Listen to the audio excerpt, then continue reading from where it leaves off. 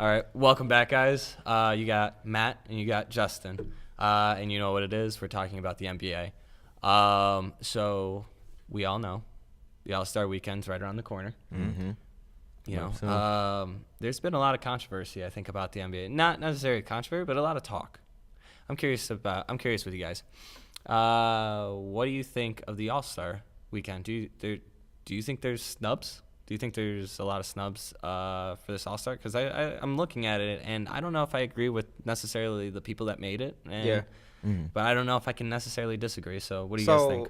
My thing about the All-Star weekend, especially with the All-Star game, the pick 'em up, first thing, they should have televised the pick 'em up. They should have televised the picks like that. I don't even understand how that's not a thing. They don't want to hurt people's feelings. That's ridiculous. Because if I can go to the Y or I can go to LA Fitness and get picked up and you don't get picked, like let's be adults here. Like that's irritating. Yeah, really though. Like if you're the last pick on an All-Star team in the NBA, stop crying. Yeah, stop crying. Like when LeBron made fun of Russell Westbrook because he was crying about it, and then Russell's like, we told him like, you're actually not the last one. And he's like, get your soft ass out of here. And that's not even like you wouldn't even expect that from somebody like Russ. But the fact that it brought that out was ridiculous. But man, that's funny. As far as snubs go, my thing about the All-Star game is, yes, we know what players are the best players. We know which players deserve to be in the All-Star game every single year. But the All-Star game isn't necessarily it is to celebrate the best players in the league, but it's also to celebrate the efforts of said players in the league. So that's why they're in the dunk contest. You're not always going to have the same top names in the dunk contest like we used to do. I mean, it was better back in the day, but that's because they took it seriously. Yeah. But, we'll now get guys where it's like, okay, this dude, he may not be on the All-Star roster, but the actual game roster, but this guy's got ups, you know what I'm saying? So somebody like Aaron Gordon, where he won't be on the roster, and it'd be a long time before we see somebody like Aaron Gordon on a roster like that. He'd have to get a lot better, but we see him in every damn dunk contest. Same thing with Zach LaVine or something like that. You know, these are guys that are not going to be in that All-Star weekend game or whatever, but they have this skill set that's impressive. It's unique. It's unique or whatever, and we're going to actually show the skill of this person. So I'm a fan of taking that guy that, it may be the dude that may be most improved. Like somebody like Oladipo, like 24, I think he's like 24 points a game or whatever. His stats, they're great stats, but they're not that impressive. They're not jaw-dropping impressive for me to be like, oh, you know what? We're just gonna put him on there. No, this is to give a shout out to Oladipo for being a leader in Indiana. Yeah, dealing with that change from OKC and flourishing to that player. So I'm perfectly fine with guys like Victor Oladipo making the team, and I'm perfectly fine with guys like Paul George not making the team originally. Because if we look at a guy like Paul George, of course he's a superstar. He plays like a superstar. He's superstar. I guess he looks like a superstar. But at the end of the day, Paul George, he does affect OKC, but you have Melo. You have Brody on your team. You know what I'm saying? Like you have other players. You're not the best All-Star on your team. Yeah, so that's exactly why we were saying, like, the snubbing, to me, when the fans come up with this thing that players are getting snubbed, I don't believe in that at all, because when you see Chris Paul, he did not play as well as Steph Curry or Russell Westbrook this year. And it's like, oh, he got snubbed. But are you going to take one of those two people out? No. Paul George? No. Are you going to take James Harden out for him? No. It's like Kawhi Leonard got snubbed, but he was injured. You can say that about anybody at that point. Yeah, they did the same thing with Derrick Rose that one year. It just doesn't make any sense. The only person I feel like could have got snubbed, well, he got in but didn't really deserve to be, is Al Horford. 13-7. 13-7 isn't impressive. Like, we understand why Al Horford would be on that team because of how good the Celtics are doing. But 13-7. There may be some advanced analytics on that too, though. So they may be looking at player usage and stuff like that. But even I mean, what are the three stages of the All-Star vote, or the fan vote, the media vote, and the player vote? Yeah. I mean, I didn't look at it. I'm not 100% sure, but like, who voted for Al Horford? Yeah, it's really because he's on the Celtics team and they're winning right now. Yeah. Just like Yeah. the same thing with Steph Curry, Klay Thompson, and Draymond Green somehow always makes it too. And then even with the reserves, we really gonna put Dragic on there? Yeah, that I had to make a post on Twitter about that. I'm like, Goran Dragic is our next All-Star. Like, he's not even the best Like, All-Star on his team. Like, I'm taking Whiteside over that. You know, Yeah. and I guess that's contradictory to what I'm saying. Where you know, you give that nod to the guys that are putting up those kinds of numbers. Now, we're went, also hold on talking- real quick. Who went out for Dragic to go in? I think it was. I don't know exactly who Was he's it a replacing, but guard? we know It Love was out. I don't think Oh, he. okay. I think he was replacing Kevin Love. So I don't think they're doing like guard for guard, center for center. I think That's they're what I just- thought they were weird. doing at I first, don't and think that's that's why what I'm they're like, doing. I don't Why would understand. you- I think why they're just rolling it to the next. Al the Horford next would be on vote. there. Yeah, it doesn't make any sense to me. Wow. Yeah. But I mean, what I do want to talk about too, another thing for the All-Star, you know, this new format, you guys mentioned it, is like this whole pickup thing.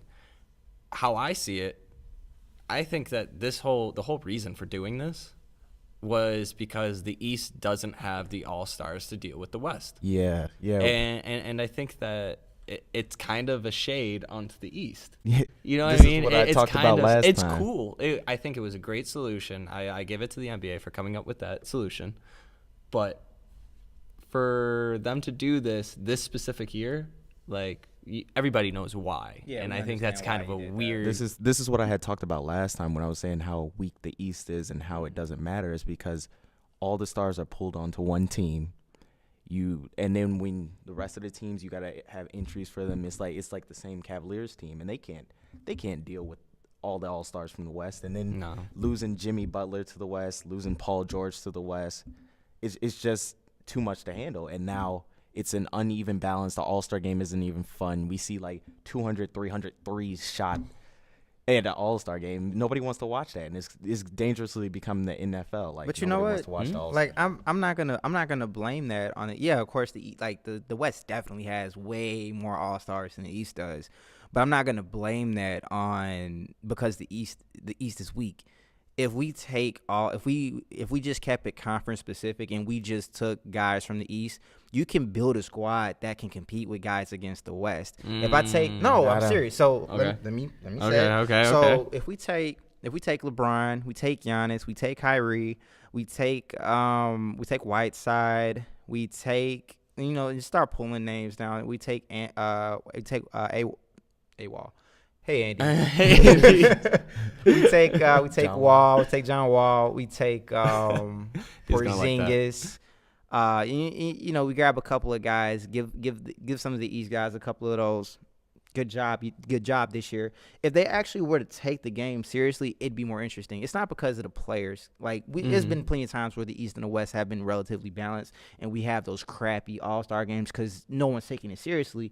And I feel like back in the day, they took it a little bit more seriously. And you see Adam Silver trying to incentivize it by saying, all right, we're gonna give you 25,000, and we're gonna give you 100,000. Like, that's cool and all, but if you're make the game competitive. It's not the roster, it's the players that are making it not that great. Even with like the dunk contest, it was the players Oh my not God. putting in the effort. It was guys like LeBron not wanting to do that the for the dunk fans. contest. It's a fan thing, but at the end of the day, it's still competitive. Back when it was Vince Carter and Kobe, they're competitive. This is a competitive yeah. thing. But- This yeah. isn't just for fun. If you take into consideration the fact that in the East, they've always lost to people in the West. They don't even have a chance to compete with them during the regular season. You get selected for this All-Star game, and you see in these Giants that you got to play against now. DeRozan doesn't care about that. Guys I like forgot about DeRozan DeRozan. won't care about that. Whiteside doesn't care about that. That's literally 1 to 2 guys. No, And then, but none of the guys that we're choosing. Whiteside doesn't handle the ball, Mm-hmm. and this is a point guard dominated NBA. Oladipo wouldn't care about that. John Wall feels like he can compete against anybody. But how come it hasn't happened then? They've been in an All-Star game. The East have won a few. It's not that lopsided. I don't remember the last time the East. I won. don't watch the All-Star game that much, and it's not even. What's the like last we're not time? watching That it. last time was the Big Three when the Big Three were together, I think. But that's the thing, though. Are we watching the All-Star game to see who's winning? We're not watching it to see. Yeah, we want to see competitiveness. So I'm not watching the All-Star game to see is the East going to win, is the West, especially now. Like I feel like before, back in the day, it was more like is the East going to win, is the West going to win. But that's the problem. When you watch it now, you're just watching. I want to see how Kyrie and KD play together. Like that's why you watch it now. We're not watching the All-Star games solely for competitiveness. We're watching to see odd combinations of players. Then they're not really playing together. It's yeah, so that's why I don't count these East losses. Like what the fuck ever, it doesn't really matter. The only time I remember something actually mattering was when LeBron. It was the end of whichever All-Star game. It might have been Kobe's last one, I think, or the one before the last one, where it came down to like a last shot. And he passed it up, and then Kobe ate him alive for that, Yeah, that's the last time it was competitive like that. And that was in Miami Heat days. But like what I was saying with the East, like when I give out, you watch it because you just want to see your two favorite players play together. I see it as like Derrick Rose when he was an All-Star. I want to see Derrick Rose lead this team to a win against the West to show that the East is better because I'm behind the Eastern Conference because I'm a Bulls fan. Right. And that's where I'm coming from, where I really want that competitiveness too. But it can't be if they don't have the confidence to beat the teams in the West because these are the people that played together for years. It's Kevin Durant, Steph Curry, Draymond Green, Klay Thompson. It's like you're playing the same team. You don't have that chemistry that I don't even think the West comes out the locker room thinking like that though. It's not like the West comes out, oh, we're the shit and we're gonna win. I think they're coming out there just to dick around too.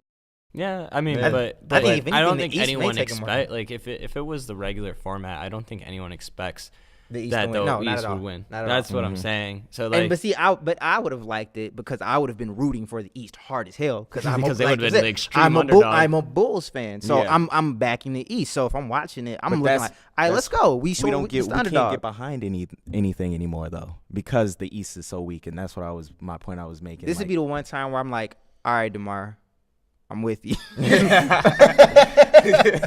the only time I be like that. Just during this time frame. Other than that, I don't give a damn about DeMar DeRozan. But during All-Star weekend, that's when I actually cared about him. Now, if we do it this way, I really don't give a damn.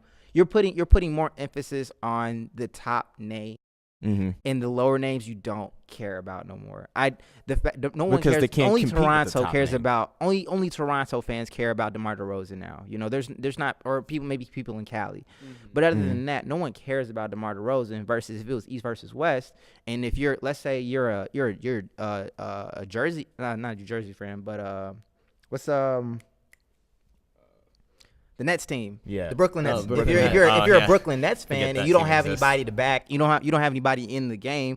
I don't know how Spencer Dinwiddie got in the skills challenge. Yeah. but if you're a part of of a franchise, you're a fan of a franchise that doesn't have any All-Stars, you're gonna back the East. If you're that diehard of a fan.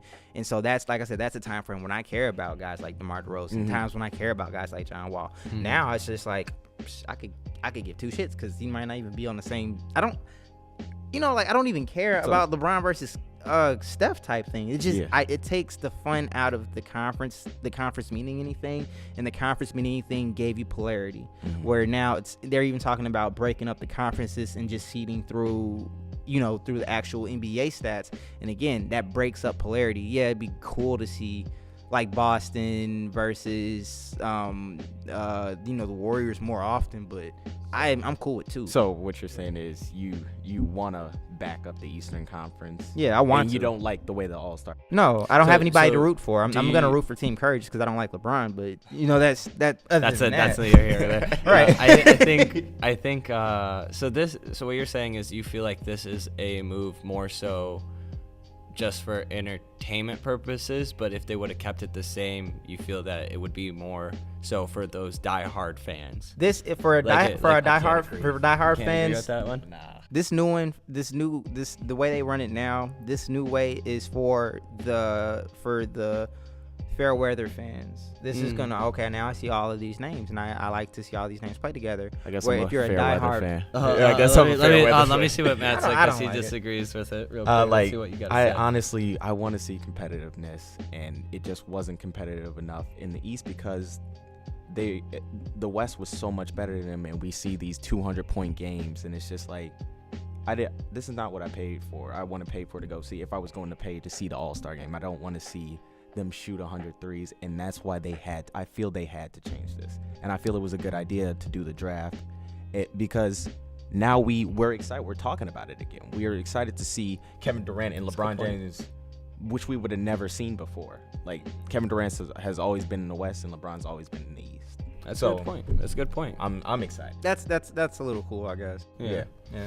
All right. I guess I'll wrap up the NBA talk. All right. We'll get back to you guys in a second.